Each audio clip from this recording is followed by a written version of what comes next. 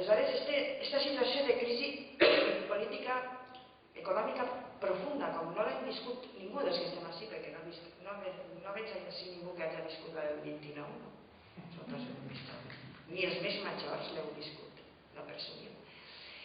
Això s'ha combinat en una crisi institucional i de valors i democràtica molt profunda al nostre país i especialment en el nostre territori xicotet, no? Al País Valencià. Avui parlava amb un advocat i me deia, és impossible, diu, tots els meus amics diuen, tots els meus amics que voten PP diuen que total por 4 trajes. Diu, total por 4 trajes. 4 trajes que per cert valen 14.000 euros, que és el que molta gent té en un any de salari. 4 trajes. Aupa, com se vesteix el senyor Camps.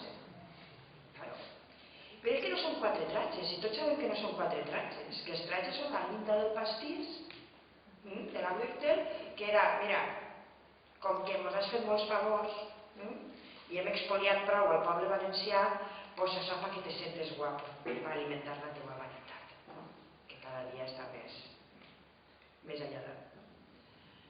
Claro, i si fas un repàs tens això, el Gürtel, i este home que cada vegada diu coses més estranyes, no sé si heu sentit que és el líder político el més sopar de tota la història de les democràcies occidentals.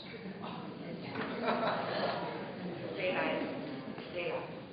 I després, la seva gran aportació en l'últim debat d'ahir va ser a mi Mariano me llama Paco, no Francisco.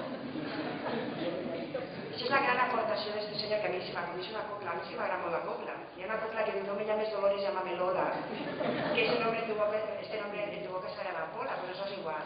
No me llames Francisco, llámame Paco, que ese nombre en tu boca te tragas un sapo.